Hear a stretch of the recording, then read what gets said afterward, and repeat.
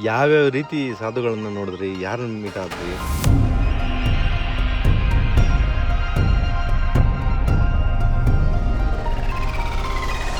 ಸಾಧು ಅನ್ಕೊಂಡ್ರೆ ಏನೋ ಯುವತಿ ಇಟ್ಕೊಳ್ಳೋರು, ಕೈಯಲ್ಲಿ ತ್ರಿಶೂಲ ಹಿಡ್ಕೊಳ್ಳೋರು, ಕಮಂಡಲ ಹಿಡ್ಕೊಳ್ಳೋರು, ಈ ತರ ಅನ್ಕೊಂಡಿದೆ. ಅಲ್ಲಿ ಅನೇಕ ಅಖಾಡಗಳು ಬರ್ತವೆ. ಒಂದೊಂದು ಅಖಾಡ ಒಂದೊಂದು ಗುಣ ತರ ಇರ್ತವೆ. ಕೆಲವು ಅಗೋರಿಗಳು ಬುರುಡೆ ಒಂದು ಆಕಾರದ ಬೋಲ್ ತರ ಬರುತ್ತೆ, ಕೇಳಿದ್ರಲ್ಲ, ಮಡಕೆ ತರ. ಅದ್ರಲ್ಲಿ ಪ್ರಸಾದನ ಕೆಲವರು ಬಟ್ಟೆ ಎಲ್ಲ ಹಾಕಿರ್ತಾರೆ, ಕೆಲವರು ಬರೀ ಇದನ್ನ ಲಂಗೋಟಿ ಹಾಕೊಂಡಿರೋರು ಇರ್ತಾರೆ, ಕೆಲವರು ಎಲ್ಲರನ್ನ ಮಾತಾಡಿಸ್ತಾ ಹೋಗೋ ಸಾಧುಗಳು ಇರ್ತಾರೆ, ಕೆಲವರು ಮಾತಾಡಿಸ್ತಾ ದೂರ ಇರೋ ಸಾಧುಗಳು ಇರ್ತಾರೆ, ಕೆಲವರು ಎಲ್ಲವರು ತಯಾರು ಮಾಡದ ಪ್ರಸಾದವನ್ನ ಊಟ ಮಾಡ್ಕೋಗಂತ ಸಾಧುಗಳು ಇರ್ತಾರೆ, ಕೆಲವರು ಅವರೇ ಪ್ರಸಾದ ತಯಾರು ಮಾಡ್ಕೊಂಡು ತಮ್ಮ ಸಂಚಾರನ ಮಾಡೋರು ಇರ್ತಾರೆ, ಕೆಲವು ಸಾಧುಗಳಿಂದ ದೂರ ಇದ್ದು ಸಾಧನೆ ಮಾಡೋ ಸಾಧುಗಳು ಇರ್ತಾರೆ.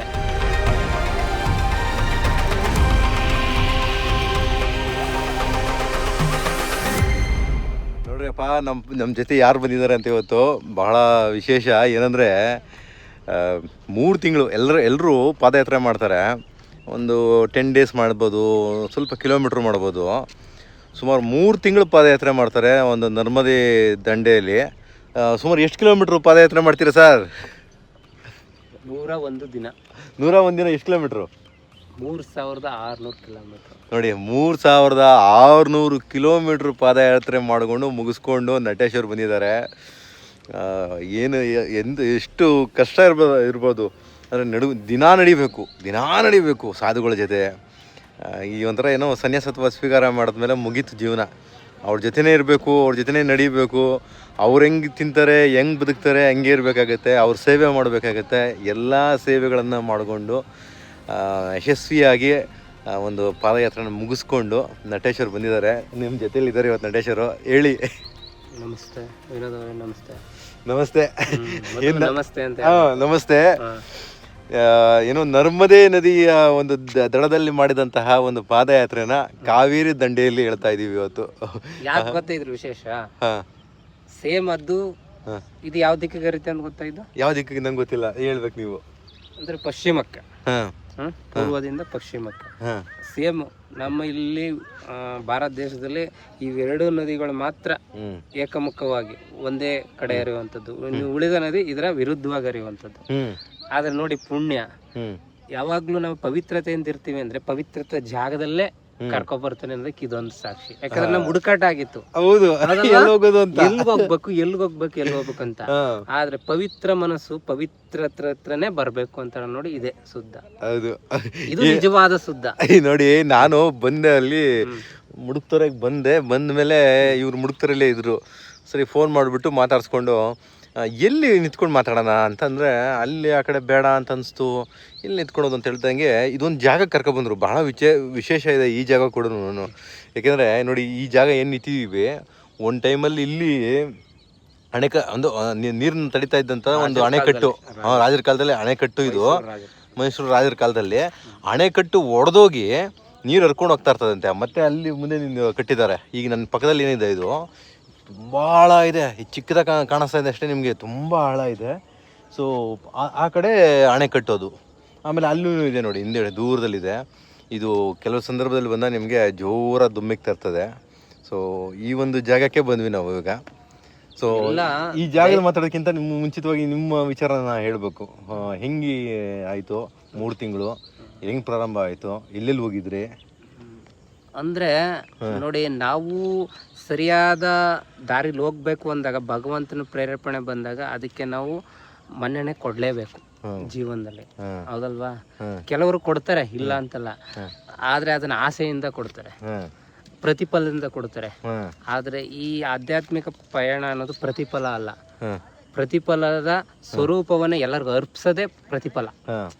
ಆ ಅರ್ಪಿಸೋ ಮೊದಲನೇ ಭಾಗ ಯಾವುದು ಅಂದ್ರೆ ಸಮರ್ಪಣೆ. ಆ ಸಮರ್ಪಣೆನೇ ಈ ಪಾದಯಾತ್ರೆ. ಯಾಕಂದ್ರೆ ನಾವು ನಡಿತೀವಿ ಅನ್ನೋದಕ್ಕಿಂತ ಸೃಷ್ಟಿ ನಮ್ ಜೊತೆ ಇದೆ ಅನ್ನೋ ಒಂದು ಪರಿಕಲ್ಪನೆ ಇರಬೇಕು. ಅವಾಗ ನಿಮಗೆ ಭಾಷೆ ಬಗ್ಗೆ ಗೊಂದಲ ಇಲ್ಲ, ವೇಷ ಬಗ್ಗೆ ಗೊಂದಲ ಇಲ್ಲ, ಮತ್ತೆ ಆ ನಾಡು ಈ ನಾಡು ಅನ್ನೋ ಭೇದ ಭಾವ ಇಲ್ಲ. ಎಲ್ಲರೂ ಒಂದೇ ಅನ್ನೋ ಭಾವನೆ ಬಂದಾಗಲೇ ಮಾತ್ರ ನಾವು ಇಂಥ ಒಂದು ಸುದೀರ್ಘ ಪರಿಕ್ರಮಣವನ್ನು, ಪಾದಯಾತ್ರೆಯನ್ನು ಮಾಡಲು ಸಾಧ್ಯ ಅಂತ ನನ್ನ ಮನಸ್ಸಿನ ಅನುಭವ. ನೋಡ್ರಿ, ಒಬ್ಬ ಕನ್ನಡಿಗ ಭಾಷೆ ಗೊತ್ತಿಲ್ಲ, ಏನು ಗೊತ್ತಿಲ್ಲ, ಯಾವುದೋ ಗೊತ್ತಿಲ್ಲದ ಜಾಗಕ್ಕೆ ಹೋಗಿ ಒಂದು 3 ತಿಂಗಳ ಪಾದಯಾತ್ರೆ, ಅವ್ರಿಗೆ ಗೊತ್ತಿಲ್ಲದಿರೋ ಭಾಷೆಯಲ್ಲಿ, ಅಂದರೆ ಹಿಂದಿನೇ ಬರಲ್ಲ ಅವ್ರಿಗೆ, ಆದ್ರೂ ಅದು ಹೆಂಗೆ ಮಾಡಿದ್ರಿ? ಹೌದು, ಈ ಪಾದಯಾತ್ರೆ ಭಾಷೆನೇ ಗೊತ್ತಿಲ್ಲ ನಿಮ್ಗೆ, ಹೆಂಗೆ ಮಾಡಿದ್ರಿ? ನೋಡಿ, ಭಾಷೆ ಗೊತ್ತಿಲ್ಲ. ನನ್ನ ಅನುಭವದಲ್ಲಿ ಅಂದರೆ ಏನೋ ಒಂದು 15 ದಿನ ಮಾಡ್ಬೋದು. ಗೊಂದಲ ಆಯ್ತಾ, ಏನೋ ನನಗೆ ಸಿಕ್ಕದಷ್ಟು ಪ್ರಾಪ್ತಿ, ವಾಪಸ್ ಬರೋಣ ಅಂತ ಒಂದು ಮನಸ್ಸಿನಲ್ಲಿತ್ತು. ಆದ್ರೆ ಅಲ್ಲಿ ಹೋದಾಗ ಅನ್ನಿಸ್ತು, ಇದು ಯಾವುದು ಮುಖ್ಯ ಅಲ್ಲ, ಎಲ್ಲವೂ ಬೇಕು, ಆದ್ರೆ ಮಾರ್ಗದರ್ಶನವಾಗಿ ಎಲ್ಲ ಬೇಕು. ಆದ್ರೆ ಆತ್ಮಿಕವಾಗಿ, ಆಧ್ಯಾತ್ಮಿಕವಾಗಿ ನಮಗ್ ಬೇಕಾಗಿರುವುದು ಪೂರ್ಣ ಮನಸ್ಥಿತಿ. ಒಂದು ಕಡೆ ನಮಗ್ ಬೇಕಾಗಿರೋದು ಪೂರ್ಣ ಮನಸ್ಥಿತಿ, ಏಕಾಗ್ರತೆ, ಅಚಲವಾದ ನಂಬಿಕೆ, ಛಲ. ಅದಿದ್ದಾಗ ಯಾವುದನ್ನ ಬೇಕಾದ್ರೂ ಸಾಧಿಸ್ಬೋದು. ಆ ತರ ನೋಡಿದಾಗ ಇದೆಲ್ಲವೂ ಅದಕ್ಕೆ ಮೆಟ್ಲು. ನಾವೇನ್ ಮಾಡ್ತೀವಿ, ಪಾದಯಾತ್ರೆ, ದೇವರ ಪೂಜೆ, ನಾಮ ಜಪ, ಇದೆಲ್ಲ ಮೆಟ್ಟಿಲುಗಳು. ಯಾವ್ಯಾವ ರೀತಿ ಸಾಧುಗಳನ್ನ ನೋಡಿದ್ರಿ? ಯಾರನ್ನ ಮೀಟ್ ಆದ್ರಿ? ಅಂದ್ರೆ ನಾನು ಸಾಧು ಅನ್ಕೊಂಡ್ರೆ ಏನೋ ಯುವತಿ ಇಟ್ಕೊಳ್ಳೋರು, ಕೈಯಲ್ಲಿ ತ್ರಿಶೂಲ ಹಿಡ್ಕೊಳ್ಳೋರು, ಕಮಂಡಲ ಹಿಡ್ಕೊಳ್ಳೋರು, ಈ ತರ ಅನ್ಕೊಂಡಿದೆ. ಅಲ್ಲಿ ಅನೇಕ ಅಖಾಡಗಳು ಬರ್ತವೆ. ಒಂದೊಂದು ಅಖಾಡ ಒಂದೊಂದು ಗುಣ ತರ ಇರ್ತಾರೆ.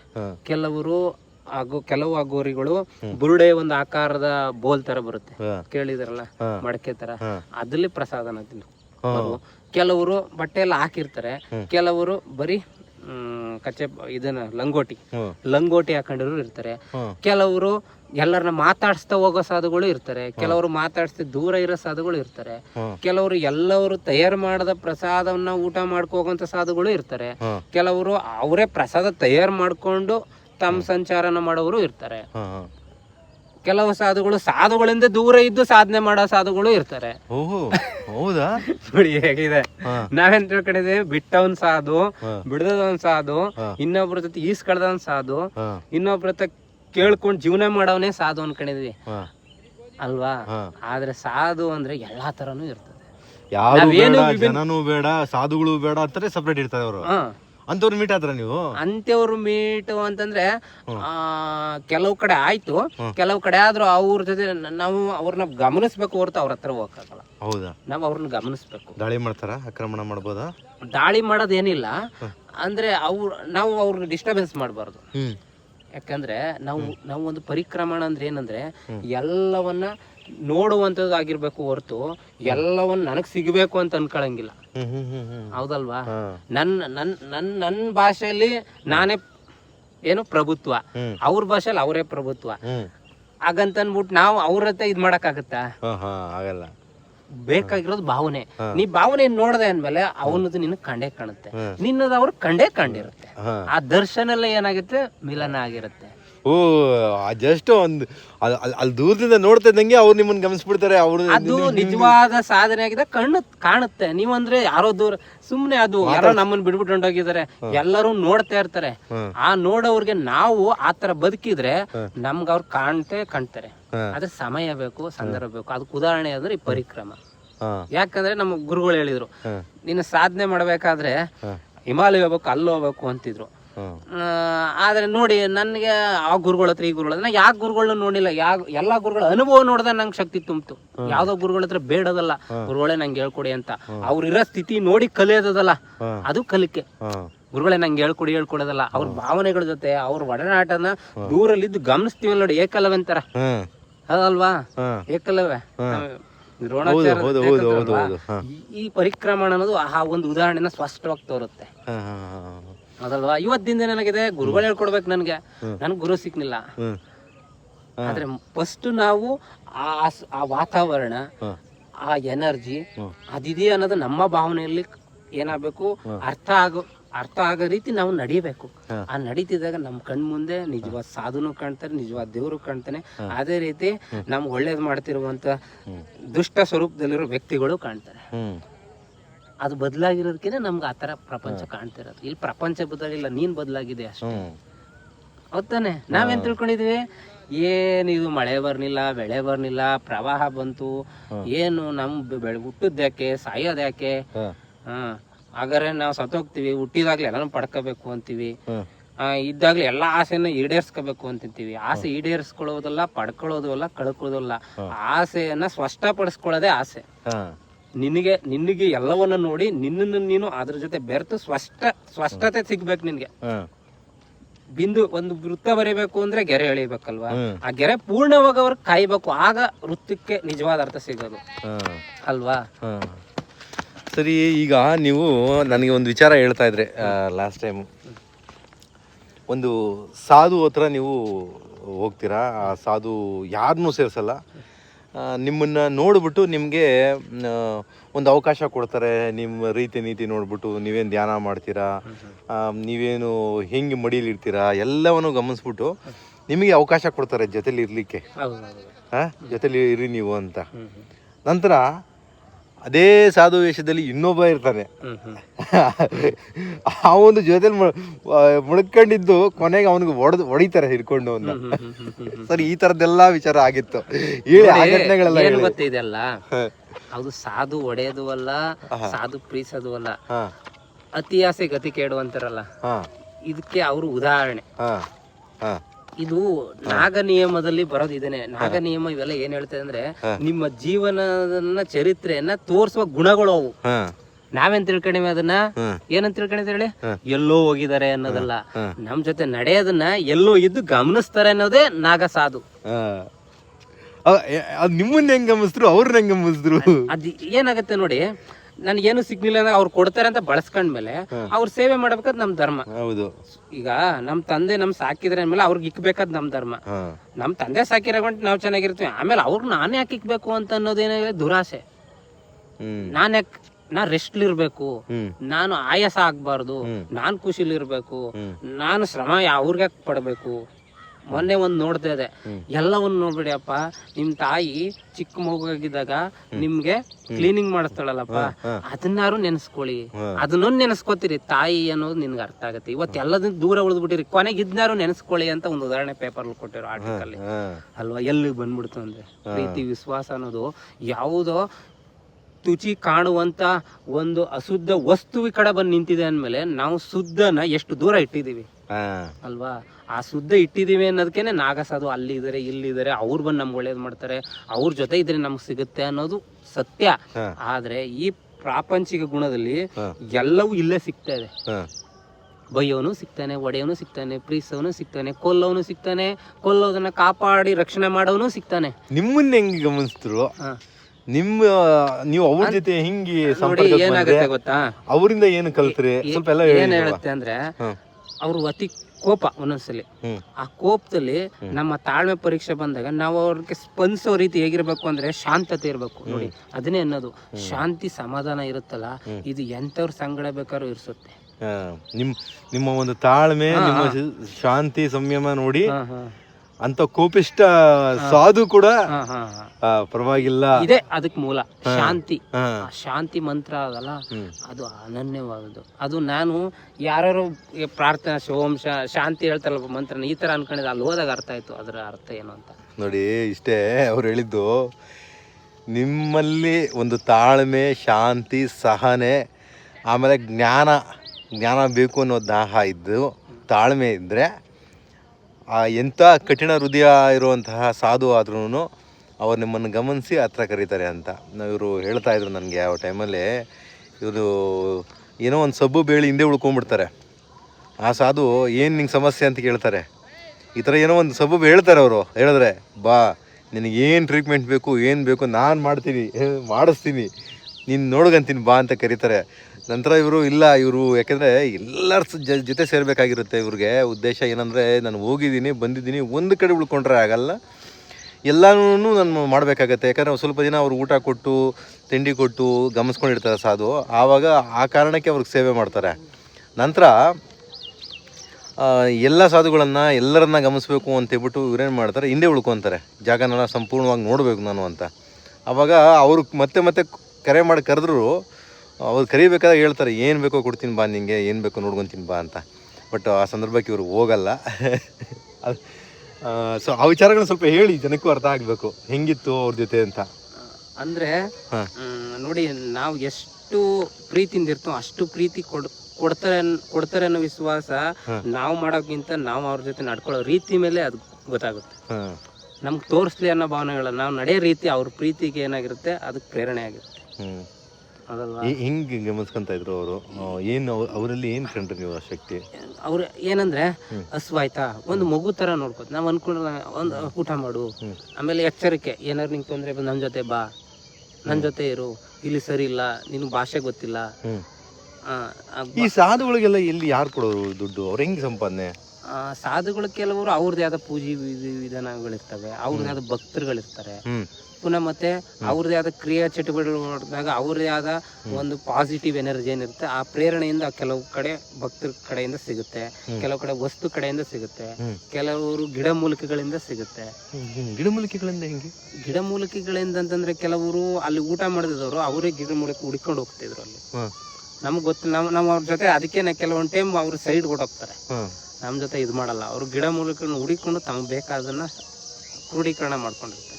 ಅದ್ರಲ್ಲೊಂದು ಯಾವ್ದಂದ್ರೆ ನಸೆ ಹೇಳಿದ್ರಲ್ಲ, ಅದ ಈ ಚಿನ್ನಗಿನ ಏನಾದ್ರು ಮಾಡ್ಕೊಂಡ್ಬಿಡ್ತಾರ ಅವ್ರವ್ರು ಸೇರಿದ್ದು, ಅದನ್ನ ಪ್ರಶ್ನೆ ಮಾಡಕ್ ಹೋಗಿಲ್ಲ. ಈಗ ಕೇಳಿದಲ್ಲ 3 ಟೈಮ್ ಭಂಗಿ ಫ್ರೀಯಾಗಿ ಹೊಡೆಯಪ್ಪ ಹೊಡೆಯಪ್ಪ, ಸುಮ್ನೆ ಬರಲ್ಲ ಅಂತ ಗೊತ್ತಿದ್ರು ಏನ್ ಮಾಡ್ತಾನೆ ಇವನು, ಬರ್ತಾನ ತಗೋ ಎಷ್ಟ್ ಸಲ ಕೇಳ, ಒಂದು 100 ಸಲ ಕೇಳಿರ್ಬೋದು, ಒಂದು 15 ದಿನ ಅಷ್ಟೇ ಹೋಗಿರೋ 100 ಸಲ ಕೇಳ್ಬೋದು. ಬೇರೆಯವ್ರು ಏನ್ ಮಾಡ್ತಾರೆ, ಹೊಡೆದೇ ಇಲ್ಲ ಭಂಗಿ ನೀವು? ಇಲ್ಲ ಎಲ್ಲ ಮಡಿಕೊಂಡಿರ್ತಾರೆ, ತಗೊಳ್ಳೋ ಅವನಿಂದ ಇವನಿಂದ ಅಂದ್ರೆ ಒಂದ್ಸಲಿ ನೀನು ನನ್ನ ಮನೆ ತಿಳ್ಕೊಂಡಿದ್ಮೇಲೆ ನಿನ್ನ ಜಾತಿ ನೋಡಲ್ಲ, ನಿನ್ನ ಭಾಷೆ ನೋಡಲ್ಲ, ನಿನ್ನ ವೇಷ ನೋಡಲ್ಲ, ನಿನ್ನ ವಯಸ್ಸು ನೋಡಲ್ಲ, ನಾವೆಲ್ಲ ಒಂದೇ ಅನ್ನೋ ಭಾವನೆ ಅವ್ನ ಮನಸ್ಸಲ್ಲೇ ಇರುತ್ತೆ. ಅದೇ ಇವನು ಸಾಧುಗಳಿಗೆ ಬಂದಿದ್ದಾನೆ, ಇವನು ಒಬ್ಬ ಸಾಧು. ಅಲ್ಲಿ ನೀನ್ ಚಿಕ್ಕವನು ದೊಡ್ಡವನು ಹಂಗ ಹಿಂಗಂತ ಬರಲ್ಲ, ನೀನು ನಂಬಿದೆ ಅಂದ್ಮೇಲೆ ಅದಕ್ಕೆ ಬದ್ಧನಾಗಿದೆ ಅಂತ ಅವ್ರಿಗೆ ಗೊತ್ತಾದ್ರೆ ಅವರು ತಮ್ಮನ್ನು ಮೀರಿ ನಿಮ್ಮನ್ನ ಒಳತಿಗಾಗಿ ಅವರು ರಕ್ಷಣೆ ಆಗ್ತಾರೆ. ಒಬ್ಬರನ್ನೊಬ್ಬರನ್ನ ಹೆಂಗ್ ಮಾತಾಡಿಸ್ತಾ ಇದ್ರೆ, ಹೆಂಗ್ ಹೆಸರು ಹಿಡಿದು ಕರೀತಾ ಇದ್ರೆ? ಹೆಸರಿಲ್ಲ, ಗುರುಗಳೇ ಅಂತ ಹೇಳ್ತಾ ಇದೆ. ಅವ್ರು ನನ್ನ ಕರ್ನಾಟಕ ಸ್ವಾಮಿ ಅಂತ ಹೇಳ್ತಾ ಇದ್ರು. ಕರ್ನಾಟಕ ಸ್ವಾಮಿ ಅಂತ, ಕನ್ನಡ ಸ್ವಾಮಿ ಇಲ್ಲ ಕರ್ನಾಟಕ ಸ್ವಾಮಿ ಅಂತ ನೋಡಿ. ಒಬ್ಬ ಅವರಾದ್ರು ಯಾವ್ದೋ ಅವನು ಅನ್ನಂಗಿಲ್ಲ, ಸ್ವಾಮಿ ಅನ್ನೋ ಒಂದು ಎತ್ತರ ಪದದಿಂದ. ನಮ್ ಕಡೆ ಸ್ವಾಮಿ ಅಂದ್ರೆ ಅಣ್ಣ ಏನೋ ಅಂತ, ಅವ್ರಿಗೆ ಸ್ವಾಮಿ ಅಂದ್ರೆ ಒಂದು ಎತ್ತರ ಸ್ಥಾನ. ಸ್ವಾಮಿ ಅಂದ್ರೆ ನಾವು ಅಯ್ಯಪ್ಪ ಸ್ವಾಮಿ ಆತರ ಎತ್ತರ ಸ್ಥಾನ, ಆ ರೀತಿ ಕರೀತಾ ಇದ್ರು ನೋಡಿ. ಅದ್ರಲ್ಲಿ ಅವ್ರ ಸೇವೆ ಮಾಡಿದ್ರೆ ಇನ್ನೊಬ್ಬನ ಶಿಷ್ಯ ನನ್ ಸೇವೆ ಮಾಡೋಗಿಲ್ವಾ? ಎಂತ ಕಠಿಣ ಪರಿಸ್ಥಿತಿಗಳು ಬರ್ತವೆ ನೋಡಿ. ಹೌದಾ? ಒಬ್ರು ಸೇವೆ ಮಾಡ್ಬೇಕಾದ್ರೆ ಅವ್ರು ಕೇಳ್ತಾರೆ ಇನ್ನೊಬ್ರು ಸೇವೆ ಮಾಡ್ಲಿ ಅಂತ ಕೇಳ, ಇನ್ನೊಬ್ರು ಏನು ನನ್ ಬಗ್ಗೆ ಎತ್ಕ ನೋಡಿ. ಅವ್ರು ಹೇಳ್ತಾರೆ ಅವ್ರ ಹಿಂದಿಲ್ ಏನೋ ಹೇಳ್ತಾರೆ ಅವ್ರಿಗೆ, ಅವ್ರ ಕಡೆಯಿಂದ ಆಗಲ್ಲ ಅಂತ ಬಿಟ್ಟು ಹೇಳ್ತಾರೆ. ಆದ್ರೂ ಅವನು ಚೇಷ್ಟೆ ಬಿಡಲ್ಲ, ಯಾಕಂದ್ರೆ ನಾನ್ ಗುರು ಆಗಿಲ್ವಾ ನೋಡಿ, ನಾನ್ ಗುರು ಅಲ್ವಾ, ಪರೀಕ್ಷೆ ನಿಮ್ಗೆ, ಅವ್ನ್ ಗುರು ಅಲ್ವಾ. ಹಾಗಾದ್ರೆ ನೀನು ಶಿಷ್ಯನ ಸೇವೆ ಮಾಡಕ್ ಅರನ, ಯಾವ ಸೇವೆ ಮಾಡ್ತೀಯಾ? ಅವ್ರು ಎತ್ಕೊಂಡು ನನ್ ಬ್ಯಾಗ್ ಎತ್ಕೊಳಗಿಲ್ವಾ ಅಂತ ಪರಿಸ್ಥಿತಿಗಳೇ ಬಂದಿದೆ. ಪರೀಕ್ಷೆ ಅನ್ನೋದು ನೋಡಿ ಯಾವ ರೀತಿ ಇರುತ್ತೆ. ಭಾಷೆ ಭಾವನೆಗಳು ಅನ್ನೋದೇನೆ ನಿಜವಾದ ಪರೀಕ್ಷೆ. ಆ ಭಾವನೆಗಳಿಗೆ ಜೊತೆ ಕೂಡ್ತಾರಲ್ಲ, ಅಲ್ಲಿ ಅವನು ಇವನು ಅಂತ ಬರಲ್ಲ.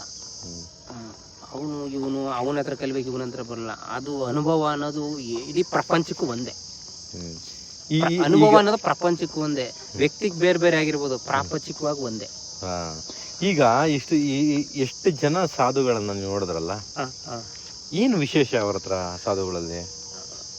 ಅಂದ್ರೆ ಅವ್ರಿಗೇನಂದ್ರೆ ನಮ್ಮ ಧರ್ಮನ ಉಳಿಸ್ಬೇಕು, ನಮ್ಮ ಧರ್ಮನ ಪ್ರಚಾರ ಮಾಡ್ಬೇಕು, ನಮ್ಮ ಧರ್ಮದ ಸಂಸ್ಕಾರ ಪರಂಪರೆನ ನಾವು ನಾಶವಾಗದನ್ನ ತಡಿಬೇಕು ಅನ್ನೋ ಒಂದು ಹಂಬಲ ಇರುತ್ತೆ. ಆ ಉದ್ದೇಶದಿಂದ ಈ ರೀತಿ ದೂರ ಇದ್ರೂ ಸಹ ಜನಗಳ ಜೊತೆ ಸ್ವಲ್ಪ ಒಡನಾಟಕ್ಕೆ ಬರ್ತಾ ಇದಾರೆ. ಅವ್ರು ಪೂಜೆಗಳು ಮಾಡೋದು ಇನ್ನೊಂದು ಮತ್ತೊಂದು ಹೇಗೆ? ಅವ್ರ ಗುರುಗಳ ಅಖಾಡ ಇರುತ್ತೆ ನೋಡಿ, ಅವ್ರಿಗೆ ಅಖಾಡ ಅಂತ ನಂಬರ್ ಕೊಟ್ಟಿರ್ತಾರೆ. ಕೆಲವೊಬ್ರು ಮೋಸ ಮಾಡ್ತಾರೆ ಅಂತ ಅಂದ್ಬಿಟ್ಟು ಕೆಲವು ಕಡೆ ಅವ್ರ ನಂಬರ್ ಇಟ್ಕೊಂಡಿರ್ತಾರೆ, ಟೋಕನ್ ನಂಬರ್ ಇರುತ್ತೆ. ಆ ಟೋಕನ್ ನಂಬರ್ ಇದ್ರೇನೆ ಕೆಲವು ಅಖಾಡ ಮೋಸ ಅಂತ ಟೋಕನ್ ನಂಬರ್ ಎಲ್ಲ ಇಟ್ಕೊಂಡಿರ್ಬೇಕು. ನಿಮ್ಗೆ ಹೇಳದ್ನಲ್ಲ, ನಾನ್ ಜೊತೆಗೆ ಅಲ್ಲಿದ್ದೆ, ಇನ್ನೊಬ್ಬ ಸಾಧು छोड़ इसका आदमी साधु नहीं है, बोलता है गुरुजी, एक त्रिशूल गुरुजी, एक फोटो है ना, एक गुरुजी, एक आवाज है ना, मई काम है, तुम चलो, तुमका ನೀನ್ ಮಾಡಂಗಿಲ್ಲ ಈ ಕೆಲಸ, ನೀನ್ ಹೋಗು ಸೇವೆ ಮಾಡಂಗಿಲ್ಲ ಅಂತ.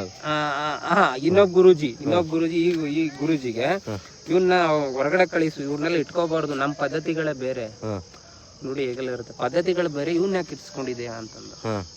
ಆದ್ರೆ ನನ್ನ ಪ್ರೀತಿ ನನ್ನ ನಂಬಿಕೆ ಅನ್ನೋದು ಅವನಿಗೇನಾಯ್ತು, ಇಲ್ಲ ನಿಮ್ಗೆ ಇಷ್ಟ ಇಲ್ವಾ, ನೀವು ಬರಬೇಡಿ, ನಾನು ಇರ್ಸ್ಕೊಂಡಿರ್ತೀನಿ, ನಿಮ್ಗೇನು ತೊಂದರೆ ಇಲ್ಲ. ಪರವಾಗಿಲ್ಲ, ಅವ್ರ ವಿಶ್ವಾಸನ ನೀವು ಗಿಟ್ಸ್ಕೊಂಡಿದ್ದೀರಾ. ವಿಶ್ವಾಸಕ್ಕೆ ಬೇಕಾಗಿರೋದು ದೃಢ ನಂಬಿಕೆ, ತಾಳ್ಮೆ, ಶಾಂತ ಸ್ಥಿತಿ. ಶಾಂತಿ ಇದ್ದಷ್ಟು ನಮ್ಮನ್ನ ಬೇರೆದ್ದು ಅಬ್ಸರ್ವ್ ಮಾಡಕ್ಕೆ ನಮ್ಮ ಮನಸ್ಥಿತಿ ಆತುರಿಯ ತರ ನಾವು ಶಾಂತ ಸ್ಥಿತಿಲಿ ಇರ್ಬೇಕು. ಆ ಶಾಂತ ಸ್ಥಿತಿ ಇದ್ದಾಗಲೇ ನಮ್ಗೆಲ್ಲ ಗಮನಿಸಕ್ ಸಾಧ್ಯ. ನಮ್ಗೆ ಇಷ್ಟೇ ಆಗಿರೋದು ಗಮನಿಸುವ ಸ್ಥಿತಿಗೆ ಬರ್ಬೇಕು ನಾವು. ಅವರು ಹೆಂಗೆ ಪೂಜೆಗಳು, ಇವಾಗ ನಾವು ಪೂಜೆ ಮಾಡೋ ರೀತಿಗಳೇ ಬೇರೆ. ನಾರ್ಮಲ್ ಆಗಿ ನಾವೇನು ಮಾಡ್ತೀವಿ, ಕಡ್ಡಿ ಕರ್ಪೂರ ಹಾಕಿ ಒಂದು ಊದುಬತ್ತಿನ ಬೆಳಗ್ಗೆ ಹೂವು ಎಲ್ಲ ನೋಡಿ, ಅಲ್ಲಿ ಅವ್ರು ಹೆಂಗ್ ಮಾಡ್ತಾರೆ. ಹಲವಾರು ಅಖಾಡಗಳಿರ್ತವೆ. ನನ್ ತಿಳಿದ ಮಟ್ಟಿಗೆ ಅಲ್ಲಿ ಅವ್ರದೇ ಆದ ಬುಕ್ ಇರುತ್ತೆ. ಯಾವ್ದೋ ಒಂದು ಬುಕ್ ಅವ್ರು ಕೊಟ್ಟಿರೋ ಬುಕ್, ಅದನ್ನೇ ಸತ್ಯ. ಆ ಬುಕ್ ಅಲ್ಲಿ ಇರೋದೇನಿದು ಆ ಮಂತ್ರ ಜಪವನ್ನ ಮಾಡುವಂಥದ್ದು, ಆ ಗುರು ಕೊಟ್ಟಿರುವಂತ ದೀಕ್ಷವನ್ನ ಜಪ ಮಾಡುವಂಥದ್ದು, ಮತ್ತೆ ಅವ್ರು ಕೊಟ್ಟಿರುವಂತಹ ಆಹಾರ ಪದ್ಧತಿಗಳ ಅನುಸರಣೆ ಅವ್ರು ಇರೋದು. ಅದರಿಂದ ಯಾರು ದೂರ ಹೋಗಲ್ಲ, ಅದನ್ನ ಪಾಲಿಸ್ಲೇಬೇಕು. ಆ ರೀತಿ ಅವ್ರು ಕಟ್ಟುನಿಟ್ಟಾಗಿ ಕ್ರಮಗಳನ್ನ ನಿರ್ವಹಣೆ ಮಾಡ್ತಾ ಇರ್ತಾರೆ. ಯಾರೋ ಸಿಕ್ಕಿದ್ರು, ಯಾರೋ ಕೊಟ್ರು ಅಂತ ಇದ್ ಮಾಡ್ಕೊಳಲ್ಲ. ಅವ್ರು ತಮ್ಗೆ ಇಚ್ಛೆ ಆದ್ರೆ ಮಾತ್ರ ಇಸ್ಕೊಳ್ಳೋದು. ನೀನ್ ಕೋಟಿ ಕೊಟ್ರು ಅವ್ರು ಇಸ್ಕೊಳಲ್ಲ. ತಮ್ಗೆ ಇಚ್ಛೆ ಆದಾಗ ನೀ ಕೊಡದ್ರೆ ನಿಂತ ಕಿತ್ಕೋತಾರೆ. ಹೌದಾ? ಹಾ, ಇಲ್ದರು ನಿಂತು ಇಷ್ಟನಾರು ಕಿತ್ಕೋಬೇಕು. ಅದು ನಾವೇ ತಿಳ್ಕೊತೀವಿ ದಾಳಿ ಅಂತ ತಿಳ್ಕೊತೀವಿ. ದಾಳಿ ಎಲ್ಲ ನಮ್ ಕರ್ಮ ಧರ್ಮ ಪುಣ್ಯಗಳವೆಲ್ಲ ಅಲ್ವಾ. ಈಗ ನೋಡಿದ್ರೆ ಸಾಧುಗಳು ಈ ಕಡೆ ಎಲ್ಲ ಬಂದ ಕೆಲವ್ರ ತಾವು ಈಸ್ಕತ್ರೆ ಈಸ್ಕೊಳಲ್ಲ, ಹೌದಲ್ವಾ. ನೋಡಿದ್ರಲ್ಲ ಈ ಕಡೆ ಎಲ್ಲ ಕಾರ್ಗಿರ್ಲಿ ಬಂದ ಹಲವಾರು ಅಖಾಡಗಳಿರ್ತಾವಲ್ಲ, ಹಂಗೆ ಸಾಧು ಜೀವನ ಜೊತೆ ಸ್ವಲ್ಪ ಹೋದೆ. ಹಂಗಂಗೆ ಹಲವಾರು ಜನ ಒಂಥರ ಹೇಳ್ಬೇಕು ಅಂದ್ರೆ ಈ ನರ್ಮದಾ ಪರಿಕ್ರಮಣ ಅನ್ನೋದು ನನ್ನ ಪ್ರಕಾರ ಜೀವನದಲ್ಲಿ ನಾವು ಟಿವಿಲಿ ನೋಡ್ತೀವಲ್ಲ, ಈ ಬಿಗ್ ಬಾಸ್ ಅಲ್ಲ, ಇದು ನಿಜವಾದ ಬಿಗ್ ಬಾಸ್. ಹಿಂಗೆ ಬಿಗ್ ಬಾಸ್ ಅಂದ್ರೆ ತನ್ನ ಮನದ ಅಂತಃಕರಣ ಜೊತೆಗಿದ್ದಾಗ ಅವನ ಬಚ್ಚಿಟ್ಕೊಂಡಿರೋದು ಹೊರಗೆ ಬಂದ್ಬಿಡುತ್ತೆ.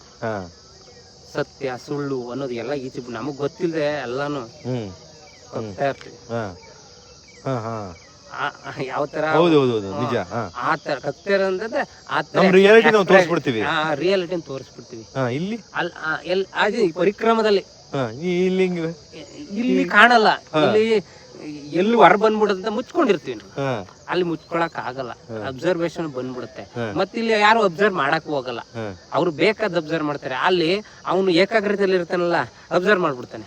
ನಾನು ಪರಿಕ್ರಮ ಇಲ್ಲಿ ನಂದು ಇಷ್ಟೇ ಅಂತ ಅಂದಾಗ ಮನಸ್ಸು ಕಡಿಮೆ ಅವಧಿ ಯೋಚನೆಗಳು ಬಂದಾಗ ನಿಮ್ಗೆ ಎಲ್ಲಾ ವಿಚಾರಗಳು ಏನಾಗ್ತವೆ, ರಿಸೀವ್ ಮಾಡಕ್ಕೆ ನಿಮ್ ಮನಸ್ಸು ಏನಾಗುತ್ತೆ, ಜಾಗ ಇರುತ್ತೆ. ನಾವಿಲ್ಲಿ ಎಲ್ಲದಲ್ಲೂ ವಿಚಾರದಲ್ಲಿ ಏನಾಗ ಕನೆಕ್ಟ್ ಆಗ್ಬಿಡ್ತೀವಿ, ನಮ್ಗೆ ಅಬ್ಸರ್ವ್ ಮಾಡಕ್ಕೆ ಟೈಮ್ ಸಿಗಲ್ವಲ್ಲ. ಅಲ್ಲಿ ಇವಾಗ ಆ ಪರಿಕ್ರಮಣದಲ್ಲಿ ಬಿಗ್ ಬಾಸ್ ಯಾರು? ಏನು ಪರಿಕ್ರಮಣದಲ್ಲಿ ಬಿಗ್ ಬಾಸ್ ಯಾರು? ಬಿಗ್ ಬಾಸ್ ಆಗದೇ ಕಷ್ಟ. ವಿನ್ನರ್ ಹೇಳಕ್ಕೆ ವಿನ್ನರ್ ಅಲ್ಲ, ಬಿಗ್ ಬಾಸ್ ಗಮನಿಸುವಂತ ವ್ಯಕ್ತಿ ಯಾರು? ಗಮನಿಸ ನಿಮ್ ಮನಸ್ಥಿತಿ ಇನ್ನೊಬ್ಬರೇ ಹೇಳ್ಬಿಡ್ತಾರೆ. ಅದು ನಿನ್ನ ಹತ್ರ ಹೇಳ, ಇನ್ನೊಬ್ರ ಹತ್ರ ಹೇಳ್ಕೊಂಡಿರ್ತಾರೆ. ನಿನ್ ಜೊತೆ ಚೆನ್ನಾಗಿ ಇರ್ತಾರೆ, ಅಲ್ಲೋಗಿ ಅವನೇನು ಏನು ಅನ್ಕತಾನೆ, ಅವನ್ ಬಂಡವಾಳ ನನಗ್ ಗೊತ್ತಿಲ್ವಾ? ಅರ್ಥ ಆಯ್ತಾ? ಅವ್ರವರೇ ಬಿಗ್ ಬಾಸ್, ಅವ್ ಕೊನೆಗೆ ಅವ್ರವರೇ ರಿಯಾಲಿಟಿಗ ವಿನ್ನರ್ಗ ಅವರೇ ರಿಸಲ್ಟ್ ಕೊಟ್ಕೊಳ್ಳೋ. ಅಲ್ಲಿ ಬಿಗ್ ಬಾಸ್ ಅಲ್ಲಿ ಆದಂಗೆ ಇಲ್ಲೂ ಸಾಧುಗಳು ಗಮನಿಸ್ಬಿಟ್ಟು ನಿಮ್ಮನ್ನ ಹೇಳ್ತಾ ಇರ್ತಾರೆ, ಇವನ್ ಹಿಂಗೆ ಅಂತ. ಕೊನೆಗೆ ಸಾಧುಗಳು ಸಹ ಇದಕ್ ಸೇರ್ಕೊಂಡ್ಬಿಡ್ತಾರೆ. ಒಂದೊಂದ್ಸಲಿ ಒಬ್ಬ ಇದ್ದ, ನನ್ ಮಂತ್ರ ಓದ್ತಿದ್ದೀನಿ ಟಚ್ ಆಗ್ಬಾರ್ದು, ನಾನ್ ಮಡಿ ಇಕ್ಕಿದ್ದೀನಪ್ಪ ಟಚ್ ಆಗ್ಬಾರ್ದು, ನಾನು ವ್ರತದಲ್ಲೇನಪ್ಪ ಮಾತಾಡ್ಬಾರ್ದು, ಈಗೆಲ್ಲ ಅನೇಕ ಇರ್ತವೆ. ಈ ರೀತಿ ಅನೇಕ ಜನ ಸಿಕ್ಕಿದ್ರು. ಪುಣೆಯವ್ರು ಸಿಕ್ಕಿದ್ರು, ಮುಂಬೈ ಸಿಕ್ಕಿದ್ರು, ಮಹಾರಾಷ್ಟ್ರ ಸಿಕ್ಕಿದ್ರು, ಆಂಧ್ರ ಸಿಕ್ಕಿದ್ರು, ತಮಿಳ್ನಾಡವ್ರು ಸಿಕ್ಕಿದ್ರು. ಅದೇ ಕರ್ನಾಟಕದಲ್ಲಿ ಬೆಳಗಾವಿಯಿಂದ ಮಹಾರಾಷ್ಟ್ರಕ್ಕೆ ಮದುವೆ ಆಗಿರೋರು ಸಿಕ್ಕರು. ಅಲ್ಲಿ ಕನ್ನಡತಿ ಅವಳು, ಒಬ್ರು ಕನ್ನಡ ಕಲ್ತಿರೋರು. ಆ ಕನ್ನಡತಿ ಹೇಳ್ತಾರೆ ನೋಡಿ, ಬಿಗ್ ಬಾಸ್ ಅಂತ ಉದಾಹರಣೆ ಒಂದು ಅವ್ ಹೇಳ್ತಾರೆ, ನೋಡಪ್ಪ ನಾವು ಹೋಗ್ತಾ ಇರ್ತೀವಿ, ನಮ್ಗೆಲ್ಲ ತಿಂಡಿ ಕೊಡ್ತೀವಿ, ತಿಂಡಿ ಇಸ್ಕೊಂಡ್ ಮಡಿ ಕಳೆದ ಕೆಲ್ಸ, ನಾಳಕ್ ಇಟ್ಕೊಳ್ಳೋ ಅಂತ. ಇನ್ನೇನ್ ಪರಿಕ್ರಮ ಮಾಡ್ತಾರೆ? ಪರಿಕ್ರಮ ಅನ್ನೋದು ಮನಸ್ಸು ಮುಕ್ತವಾಗಿ ನಡೆಯೋದು. ಅವಾಗ ತಿನ್ಬೇಕು, ಬಿಟ್ಬಿಡ್ಬೇಕು. ಇವರೆಲ್ಲ ಅದ್ ಒತ್ಕೋಗಿ ಏನ್ ಕೈಲಿ ತೂಕ ಇಟ್ಕೋಗದೆ. ಅವಮ್ಮಂದ್ಲು ಅದಲ್ಲ, ಇವ್ರಿಗೆ ಏನಕ್ ಬಂದಿದ್ದಾರೆ ಅವಮ್ಮ ಅಂತಂದ್ಲು. ನೋಡಿ, ಅವ್ರು ಕೊಟ್ಟರು, ಇವ್ರು ಕೊಟ್ರು, ಇದ್ ಗಮನಿಸದೆ ಇನ್ನೇನ್ ಪರಿಕ್ರಮ? ಅದ್ ಈಸ್ಕೊಳ್ಳೋದು, ಮಡಿಕೊಳ್ಳೋದು. ಆಸೆ ಹೋಗಿಲ್ಲ, ಆಸೆ ಬಿಟ್ಟಿಲ್ಲ. ಇನ್ನೊಬ್ರು ನನ್ಗೆ ಇದ್ ಅಡ್ಗೆ ಮಾಡಿದ್ಯಾ, ಕರೆಕ್ಟಾಗಿ ಅಡ್ಗೆ ಮಾಡು, ರೊಚ್ಚಿಗೆ ಹೇಳ್ತಾರೆ. ನಾನು ಮನೆ ಬಿಟ್ಬಿಟ್ಟು ಬಂದಿದ್ದೀನಿ, ಇಲ್ಲೊಬ್ಬ ಗುರುವಾಗಿ ಇತ್ತವ್ರೇನಿಲ್ಲ, ಗುರುಗಳ ಜೊತೆ ರೊಚ್ಚಿಗೆ ಹೇಳ್ಬಿಡ್ತಾರೆ, ನನ್ಗೆ ಇದನ್ನೇ ಮಾಡು, ನಾವು ಉಣ್ಣಕ್ಕಾಗಲ್ಲ. ಇನ್ನೊಬ್ಬ ಟೇಮ್ ಆಗೋಯ್ತು, ಅಡ್ಗೆನೆ ಮಾಡಿಲ್ಲ, 1 ವಾರ ಆಗೋಯ್ತು, ಬಟ್ ಚಪಾತಿ ತಿನ್ನಕಲ್ಲ, ಪುರಿ ಮಾಡ್ಬಿಡಿ ಬೇಗ, ಏನ್ ಜಗಳಕ್ಕೆ ಹೋಯ್ತಾನೆ. ಇನ್ನೊಂದು 15 ನಿಮಿಷ ಆದ್ಮೇಲೆ ಬೊಕ್ಕ ನುಂತ್ಕೊಂತಾನೆ ಎಲ್ಲರಿಗೂ ಇಕ್ಕೋದ್ಮೇಲೆ. ಸ್ಥಿತಿ ಹೆಂಗ್ ಬಂದ್ಬಿಡುತ್ತೆ ನೋಡಿ. ಇವ್ರು ಹೇಳಿದ್ ನಿಜ. ಸಾಧು ಅಂತ ಆದ್ಮೇಲೆ ಏನರ ಮೇಲೂ ಆಸೆ ಇರಬಾರ್ದು. ಚಿನ್ನ ಕೊಟ್ರು ಅದು ತಗಡು, ಸರಿನಾ? ಅನ್ನ ಅಗತ್ಯನೇ ಇಲ್ಲ, ಅನ್ನ ಕೂಡ ಬಯಸಲ್ಲ. ನಾನು ನೋಡಿದ್ದೀನಿ, ಇವರು ಒಂದು ಟೈಮ್ ಎಷ್ಟೋ ಜನ ಮಧ್ಯಾಹ್ನ ತಿಂತಾ ಇರಲಿಲ್ಲ, ಊಟ ಮಾಡ್ತಾ ಇರಲಿಲ್ಲ, ಎಷ್ಟೋ ಸಂದರ್ಭದಲ್ಲಿ ತ್ಯಾಗ ಮಾಡಿಬಿಡ್ತಾರೆ, ಬೇಡ ನನಗೆ ಊಟ. ಹಸಿವನ್ನು ಹಂಗೆ ನಿಗ್ರಹ ಮಾಡ್ತಾರೆ, ಹಸಿವನ್ನು ತಡ್ಕೊತಾರೆ. ತುಂಬ ಜನ ಅಷ್ಟೇ, ನಾನು ಇವ್ರನ್ನ ಗಮನಿಸಿದಾಗೂ ಅಷ್ಟೇ, ಎಷ್ಟೋ ಜನ ಹಸುವನ್ನು ತಡ್ಕೊತಾ ಇದ್ರು. ಈ ಸಾಧುಗಳಾದವರು ಅಷ್ಟೇ, ಹಸುವನ್ನು ತಡೀತಾರೆ, ತಿನ್ನಲ್ಲ. ಅದಕ್ಕೆ ಸಂಬಂಧಪಟ್ಟಂತೆ ನಾನು ಇನ್ನೊಂದು ಲಾಸ್ಟ್ ವೀಡಿಯೋದಲ್ಲಿ ಹೇಳಿದ್ದೆ, ಯಾವ ರೀತಿ ಕೆಲವು ಸಾಧುಗಳೆಲ್ಲ ಗಿಡಮೂಲಿಕೆಗಳನ್ನ ಬಳಸ್ಕೊಂಡು ತಮ್ಮ ಹಸುವನ್ನು ನಿಗ್ರಹ ಮಾಡ್ತಾಯಿದ್ರು ಅಂತ. ಈಗ ಇದ್ರ ಬಗ್ಗೆನೇ ಹೇಳ್ತಾಯಿದ್ರು, ಎಲ್ಲೋ ಹೋದಾಗ ಯಾರೋ ಒಂದು ಪ್ರಸಾದ ಅಂತ ಕೊಟ್ಟರೆ ಪ್ರಸಾದ ಅಂತ ಸ್ವೀಕಾರ ಮಾಡಬೇಕು, ಇಲ್ಲ ಬಿಟ್ಬಿಡ್ಬೇಕು. ಅದನ್ನು ಹಿಂಗಿರಬೇಕು ಹಂಗಿರಬೇಕು, ನನಗೆ ಈ ಥರ ಗೌರವ ಕೊಡಬೇಕು, ಅವೆಲ್ಲ ಕೇಳೋಕೆ ಹೋಗ್ಬಾರ್ದು ಅನ್ನೋದು ಇವ್ರು ಹೇಳ್ತಾ ಇದ್ದಿದ್ದು. ಸೊ ಅದೇ ಮಾರ್ಗದಲ್ಲಿ ಹೋದ್ರೇ ನಾವು ಎಲ್ಲವನ್ನ ತ್ಯಾಗ ಮಾಡಿದ್ರೆ ಸಾಧುಗಳಾಗಲಿಕ್ಕೆ ಚಾನ್ಸು. ಸೊ ಸಾಧು ಅಂತಂದ್ರೆ ಮಾತು ಮುಂದುವರಿಯುತ್ತೆ ನೆಕ್ಸ್ಟ್ ಎಪಿಸೋಡ್ನಲ್ಲಿ. ಈ ಎಪಿಸೋಡ್ ನಿಮಗೆ ಇಷ್ಟ ಆಗಿದರೆ ಕಮೆಂಟ್ ಬಾಕ್ಸ್ನಲ್ಲಿ ತಿಳಿಸಿ. ನೆಕ್ಸ್ಟ್ ಎಪಿಸೋಡನ್ನು ಶೀಘ್ರದಲ್ಲೇ ಅಪ್ಲೋಡ್ ಮಾಡ್ತೇನೆ.